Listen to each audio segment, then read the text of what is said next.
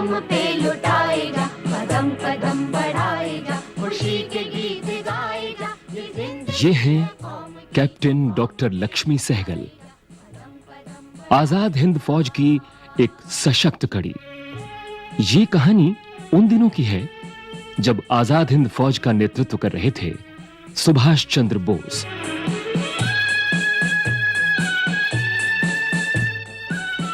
जो भारत की स्वाधीनता के लिए विदेशी ताकतों से शक्ति जुटा रहे थे और दक्षिण पूर्व एशिया में बसे भारतीयों को एकजुट कर रहे थे।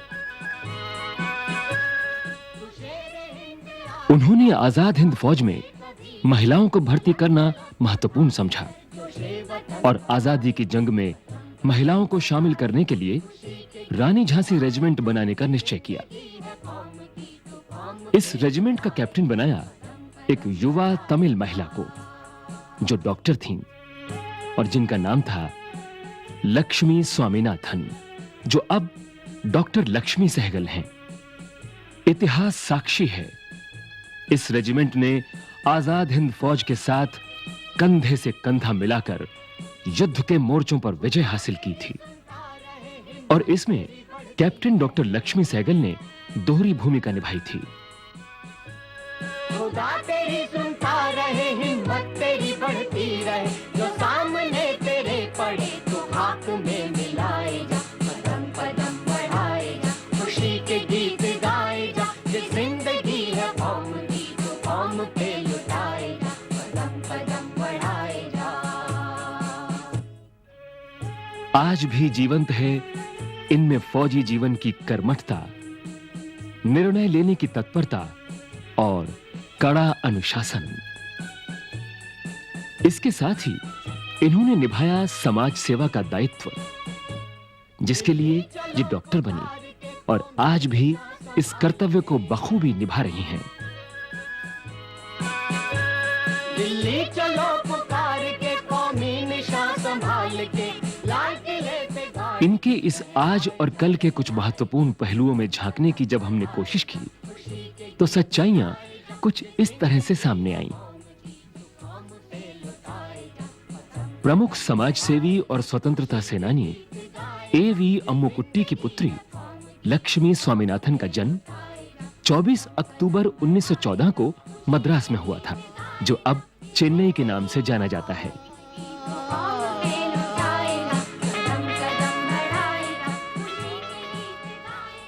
इनका बचपन कैसा रहा होगा? ये तो हमारा बचपन से तो हमारा घर का माहौल ऐसे थे कि हम लोगों को सबको खूब आज़ादी मिला अपने अपने विचारधारा के ऊपर सोचना, बात करना किसी और से। और जैसे उस ज़माने में बच्चों को दबा के रखते थे और माँ बाप जैसे कहना उसी पर चलना, हम लोग का हमारे घर में ऐसे ही नहीं था। हम लोगों को सबको खूब आज़ादी थी और काफ़ी छोटी उम्र से हम साइकिल चलाने, फिर घोड़े पे सवारी करना, फिर खेलना और ये सब कुछ किया। युवावस्था में इन्होंने अंग्रेजों के खिलाफ असहयोग आंदोलन में बढ़ चढ़कर हिस्सा लिया था। जिंदाबाद! इंकलाब! जिंदाबाद! करेंगे! विदेशी वस्तुओं की होली जलाने में सक्रिय योगदान दिया था। 1920 में जब गांधी जी हिंदुस्तान वापस आके अपने आज़ादी का आंदोलन शुरू किया, उस वक़्त से हमारा माता जी खास करके उसने काफ़ी दिलचस्पी लिया और हमारे घर में ये कांग्रेस के नेता लोग का आना जाना ये सब हुआ।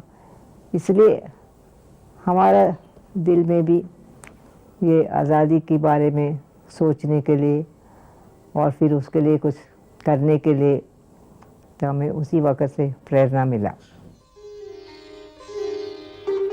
उस समय विदेशी उपाधियों और नौकरियों का भी बहिष्कार किया जा रहा था। महात्मा गांधी ने केसरी हिंद की उपाधि लौटाई और रविंद्रनाथ टैगोर ने सर की उपाधि। सन 1921 में इंग्लैंड की सिविल सर्विस से इस्तीफा देकर इस राष्ट्रीय आंदोलन में कूद पड़े सुभाष चंद्र बोस।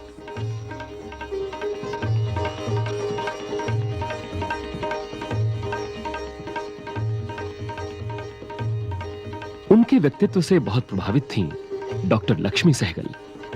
जब कलकत्ते में कांग्रेस का तो बैठक था, हम भी अपने माताजी के साथ गए और वहाँ सबसे पहले हमने सुभाष चंद्र बोस को देखा था। वो तो कांग्रेस सेवा दल का अध्यक्ष था और उन्होंने अपने वॉलंटियरों को तो रोज़ कलकत्ते के मैदान में परेड करते थे, खुद घोड़े के ऊपर बैठ के और ऐसे एक किस्म का वर्दी पहन के। और बड़े लोगों के बीच में बहुत ही चर्चा होता था, ये सुभाष पता नहीं अपने आप को क्या समझते हैं। सुभाष का विश्वास था कि आजादी मांगने से नहीं मिलती, उसे छीनना पड़ेगा। मगर हम लोग नौजवानों के बीच में था कि सुभाष चंद्र बोस एक ऐसे लीडर है जो हम लोगों को आज़ादी दिलवा सकते हैं। इसके साथ ही इन्होंने 1938 में डॉक्टर बनने का लक्ष्य पूरा किया। चेन्नई के मेडिकल कॉलेज से एमबीबीएस की डिग्री लेकर स्त्री रोग और बाल रोग में विशेषज्ञता हासिल की।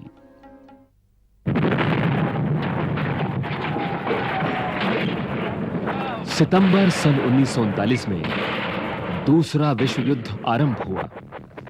उस वक्त एक नोटिस आया कि सरकार जितनी महिला डॉक्टर है उनको भी फौज में भर्ती करने के लिए सोच रहे, क्योंकि पुरुष सब चले जाएंगे फौज के साथ हिंदुस्तान के बाहर, और हिंदुस्तान के अंदर जितनी मिलिट्री हॉस्पिटलें हैं उसमें तो डॉक्टरों की कमी पड़ेगी, इसलिए लड़कियों को भी भर्ती करेंगे।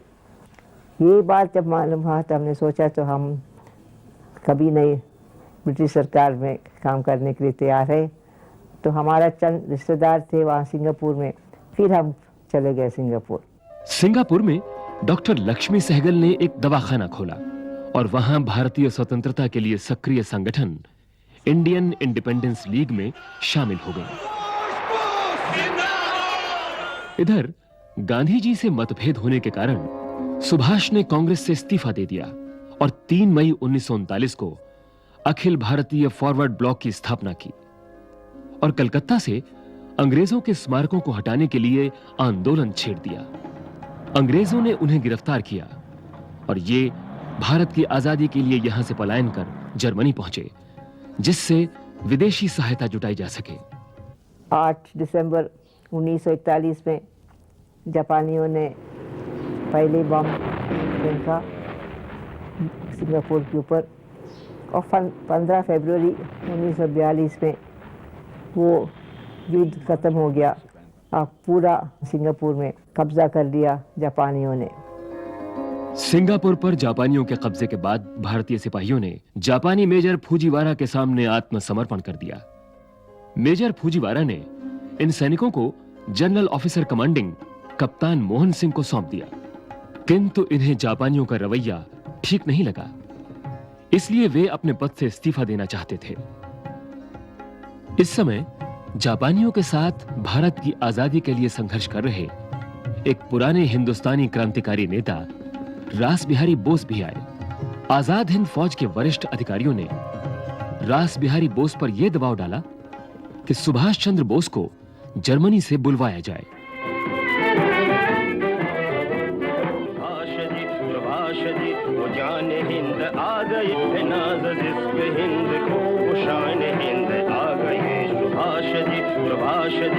जान हिंद आ गए, नाज जिस पे हिंद को वो शान हिंद आ गए।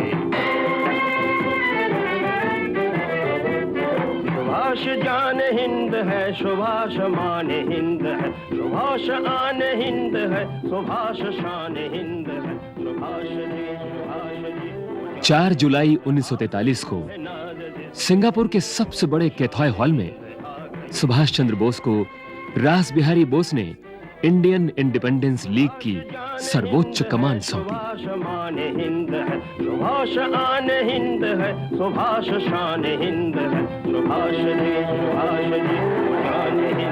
हमारे रास्ते में आएगी भूख, प्यास, तकलीफें, कोई नहीं कह सकता है। जिन लोग इस जंग में शरीक होंगे उनसे कितने लोग निकलेंगे, जिंदा होगा। कोई बात नहीं है हम जिंदा रहेंगे या तो मरेंगे, कोई बात नहीं है। बात कोई सही बात यह है, अहम बात यह है, आखिर में हमारी कामयाबी होगी, हिंदुस्तान आजाद होगा।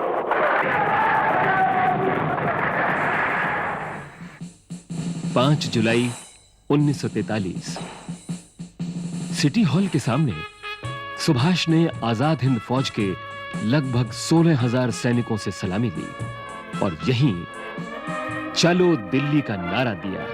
9 जुलाई को एक जनसभा में सुभाष चंद्र बोस ने देश पर सर्वस्व बलिदान करने वाली रानी झांसी रेजिमेंट की योजना रखी और उस दिन डॉक्टर लक्ष्मी सहगल को बुलवाया। तो नेताजी ने हमको बुलाया और नेताजी ने कहा जो हम अभी आपको बताएंगे शायद आपको बहुत आश्चर्य होंगे, मगर हम एक महिलाओं का भी रेजिमेंट खड़े करने के लिए सोच रही हूँ, क्योंकि आखिरी आज़ादी महिलाओं को लिए भी है और पुरुषों के लिए है। दूसरे दिन से उनको दफ्तर पे बुलाया, उनको दफ्तर के बगल में हमारे लिए एक दफ्तर बनाया। उसी वक्त दर्जी को बुलाया और कहते हैं इनका नाप ले लो, क्योंकि कल से ये साड़ी वाड़ी आप नहीं पहन सकता है, आपको वर्दी पहनने पड़ेगा। फिर उस ज़माने में हमारा बाल बहुत लंबा था, तो कहते बाल, हमने कहा बाल काटने के लिए हम बिल्कुल तैयार है, हम ये भी काटें। तो ऐसे करके तो हमें बैठा दिया और फिर हम शुरू किया उधर लोगों को भर्ती होने के लिए। 11 जुलाई 1943 को इस रेजिमेंट की घोषणा की गई। रानी झांसी ने 20 वर्ष की उम्र से ही युद्ध में भाग लेना प्रारंभ किया। उनके विरोध में लड़ने वाले कमांडर ने कहा था कि वो विद्रोहियों में सबसे वीर थी। भारत फिर से अनेक झांसी की रानियां उत्पन्न कर सकता है। आप में से कितनी ही बहनें ऐसा सामर्थ्य रखती हैं? मैं आप सबसे अनुरोध करता हूं कि एक बार फिर से तैयार हो जाओ।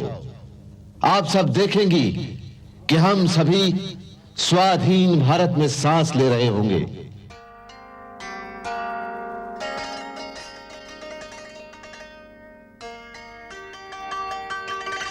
इस रेजिमेंट में हजारों स्वयं सेविकाएं भर्ती हुई और कमान अफसर बनी डॉक्टर लक्ष्मी स्वामीनाथन। इसमें भर्ती की गई लड़कियों को मेजर महबूब अहमद तथा रतूरी के कमानाधीन जंगल युद्ध सिखाया जाने लगा। ऐसा कहा जाता है आधुनिक हथियारों और युद्धों के तौर तरीकों की शिक्षा के लिए रानी झांसी रेजिमेंट के प्रशिक्षकों का चुनाव नेताजी स्वयं करते थे।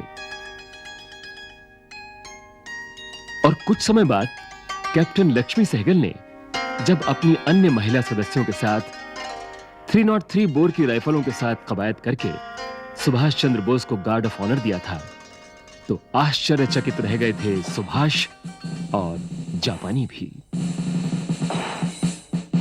डॉक्टर लक्ष्मी सहगल ने प्रवासी भारतीय महिला रंगरूटों की भर्ती के लिए जगह-जगह यात्राएं की और इस रेजिमेंट के उद्देश्य को व्यक्त किया। इसका सफल परिणाम यह हुआ कि सिंगापुर, हांगकांग, जावा, सुमात्रा, इंडोनेशिया सभी क्षेत्रों से महिलाएं आकर इस प्रशिक्षण शिविर में भर्ती होने लगी। 21 अक्टूबर 1943 के दिन सुभाष चंद्र बोस ने एक और महत्वपूर्ण फैसला किया। आजाद भारत की अंतरिम सरकार आरजी हुकूमत हिंद की स्थापना का ऐलान किया, जिसमें कैप्टन लक्ष्मी सहगल को इस सरकार की समाज कल्याण मंत्री बनाया गया। इस सरकार को 9 देशों ने मान्यता भी दी थी। 23 अक्टूबर 1943 को रानी झांसी रेजिमेंट का पहला कैंप सिंगापुर में वाटरलू मार्ग पर भूतपूर्व एनसेक्स क्लब में स्थापित किया गया, जहां शुरुआत हुई सैन्य जीवन के कठिन प्रशिक्षण की। पहले तो हम लोग बहुत कठिन ट्रेनिंग लिए। वो ट्रेनिंग इतनी कठिन थी, देयर वाज कोई अंतर नहीं था। जवानों को जो ट्रेनिंग देता था वही इंस्ट्रक्टर्स हमें ट्रेनिंग दिए। पहाड़ी में ले गए, जंगल में ले गए, मार्चिंग करवाया और सजा दिए। मतलब जब कोई कुछ कमी आई उसमें सजा भी मिले बहुत। हमारे खाल निकल जाते थे, खून बहते थे, लेकिन उन्होंने कोई दया नहीं दिखाया। जब हमें एक्सेप्ट किया गया, then I was found to be fit, and then when I joined the camp, then taking the training all through was an inspiration. When we are going to go to the front to fight, we used to be taken on for long route marches, 40 miles, carrying all our packs and everything, our ration, and we used to be taken out for tactical exercises without troops, like, climbing, crawling on top of the mountains. एक चीज़ आप लोगों को मालूम होना चाहिए, वो रानी of Jhansi regiment बिल्कुल आज़ाद हिंद फौज का एक हिस्सा था। बाकी दुनिया में दूसरी विश्व युद्ध में कई देशों में महिलाओं को भर्ती किया, मगर उन लोगों को सबको ऑक्सिलरी फोर्सेस बनाते। पर हम लोग बिल्कुल रेगुलर पक्का INA का सिपाही और ऑफिसर थे, इसलिए उन लोगों को जो अनुशासन था वही हम लोगों के ऊपर भी लागू थे। जो उन लोगों का ट्रेनिंग प्रोग्राम था वही हम लोगों के ऊपर। हालांकि उनका हेडक्वार्टर से ट्रेनिंग प्रोग्राम बना के आते थे, तो उसी का मुताबिक हम लोग करने पड़ता है। 24 अक्टूबर 1943 को सिंगापुर में सिटी हॉल के सामने लगभग 50,000 भारतीय इकट्ठे हुए थे, जब आजाद हिंद सरकार ने ब्रिटेन और अमेरिका पर जंग की घोषणा कर दी।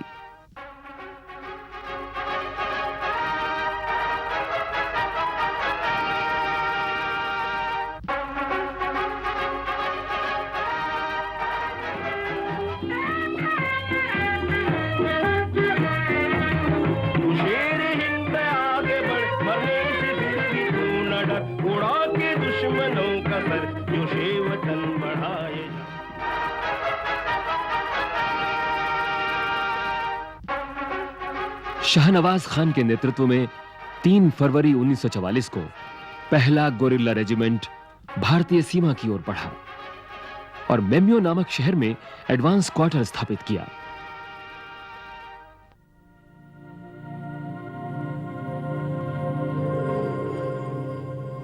यहां युद्ध की सारी रणनीतियां बनाई जाती थीं।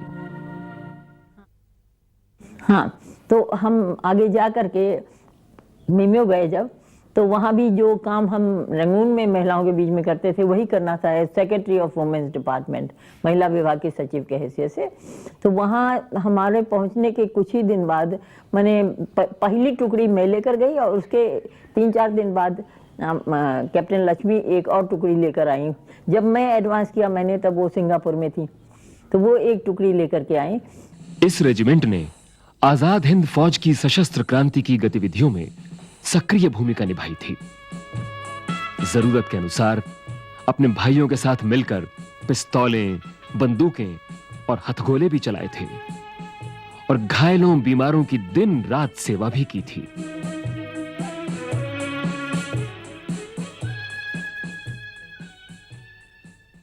जब एक हिंदुस्तानी सिपाही लड़ रहा है, हमारी बहन भी हमारे साथ खंदक में पड़ी हुई लड़ रही है, तो मुझे जोश आएगा अपनी बहन को बचाऊं और मैं दुश्मन के साथ लड़ूं। जोश पैदा करता है। दूसरे, हिंदुस्तान में रहने वाले हिंदुस्तानियों को ये मालूम होगा कि जब तुम्हारी बेटियां इस देश की आज़ादी के लिए लड़ रहे हो तो तुम्हें लानत है कि तुम चुप बैठे हुए हो। कर्नल लक्ष्मी का रोल बहुत सुंदर रहा। ये भी एक अच्छे कुलीन वंश की पुत्री थी, MBBS की डॉक्टर थी। इन्होंने पास पैसा भी था, धनी बाप की बेटी होते हुए इनको सब तरह का ऐशो आराम था। मगर जब नेताजी की पुकार हुई देश के लिए कि करो सब निछावर बनो सब फकीर, ये सबसे पहले आगे आई और इन्होंने वॉलंटियर किया अपने आप को। और चूँकि सुशिक्षित थी, जवान थी, नेताजी ने इनको कैप्टन की रैंक दिया और इनको रानी झांसी की कमांड दी। इस रेजिमेंट की प्रत्येक सदस्य युद्ध की हर स्थिति का सामना करने के लिए तैयार थी। तो ब्रिटिश हवाई जहाज ने बड़ी भारी बमबारी किया उधर, मगर कोई मरा नहीं। मगर हम लोग को सब, हमारा कैंप पूरा कितना चूर हो गया, जितनी हमारा चीज़ें हैं सब कुछ ख़त्म हो गया है और बहुत ऐसे नुकसान पहुंचा।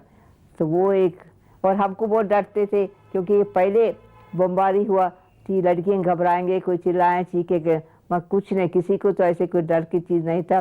तो सब बहुत हिम्मत से वो उसकी बात सहन लिया और बाद में सब चीज़ जो कुछ बचा सकते हैं बचा लिया है और अपने सब किसी को कोई ऐसी बात नहीं, घबराहट नहीं हुआ।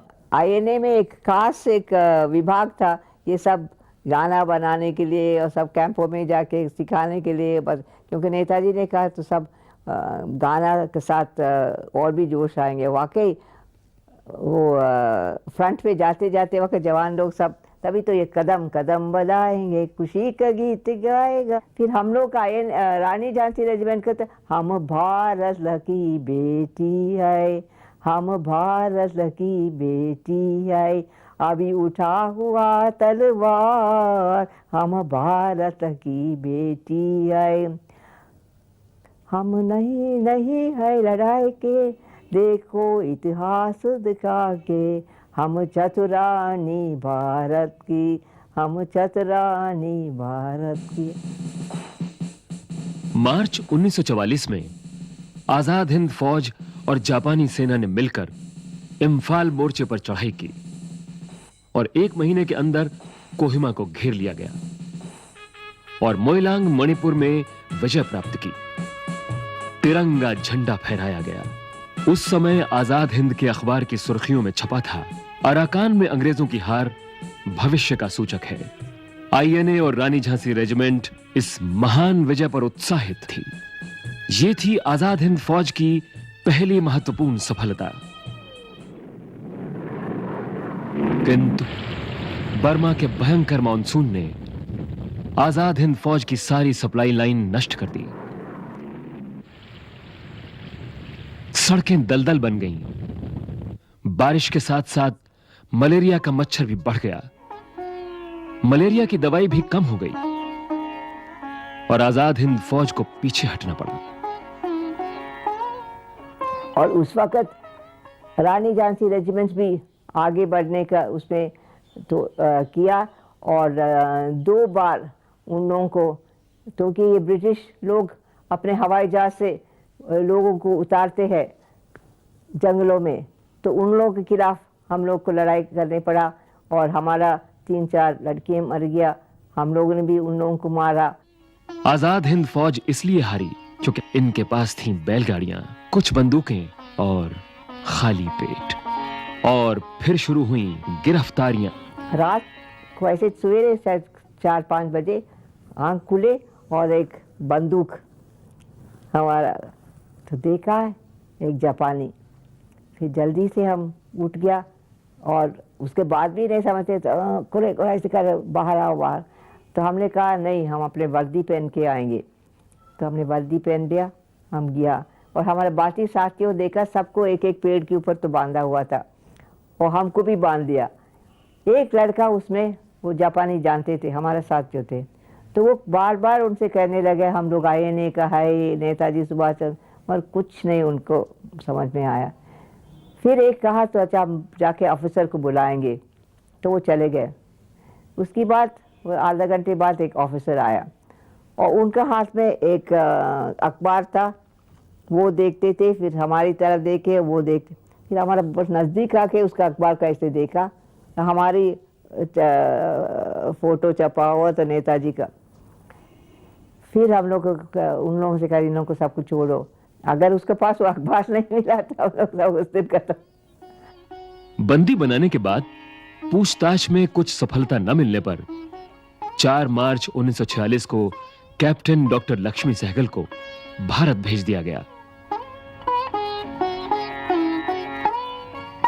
भारत में इनका भव्य स्वागत किया गया। यहां ये आजाद हिंद फौज के बंदियों को छुड़ाने और उनके पुनर्वास के कार्य में जुट गईं। लाल किले की ऐतिहासिक सुनवाई के बाद उन्हीं बंदियों में आजाद हिंद फौज के एक वरिष्ठ अफसर कर्नल प्रेम कुमार सहगल भी छूटे थे। 1947 में इनका विवाह कर्नल प्रेम कुमार सहगल से हुआ और ये कानपुर में बस गई।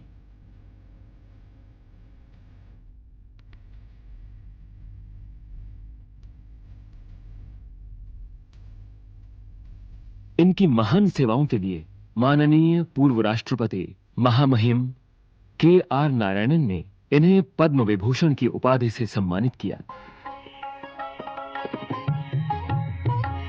ये ताम्रपत्र, ये तस्वीरें, इनकी शौर्य गाथा की दास्तानें आज भी सुनाते हैं। और आज भी जब रानी झांसी रेजिमेंट की सदस्याएं आपस में मिलती हैं तो उन दिनों की स्मृतियों को जरूर ताजा कर लेती हैं।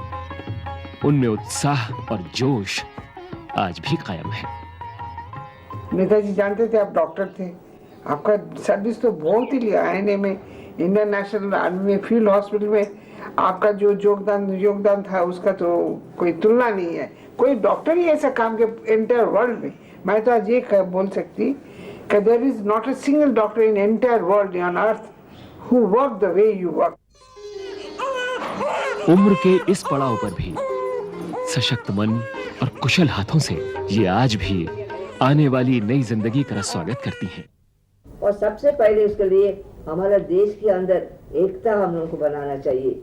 हम लोग सब इस देश के निवासी है, चाहे किसी धर्म को है, चाहे किसी जात का है, वो तो सब अपने अपने चीज है, मगर इस देश के लिए हम लोग देशवासी है। इस देश को हम लोग को कायम रखना चाहिए, बढ़ाना चाहिए और इस देश का जनता के लिए वो लोग खुशहाल देश बनाना चाहिए और विकास देश बनाना चाहिए। इसके लिए हम लोग सब कोशिश करना चाहिए, नहीं तो नहीं होगा और ये आज़ादी जो इतनी मुश्किल से मिला वो भी हमारा हाथ में चले जाएंगे। जय हिंद। ये कदम अभी थके नहीं हैं, क्योंकि इन्हें तय करनी है अभी बहुत सी मंजिलें।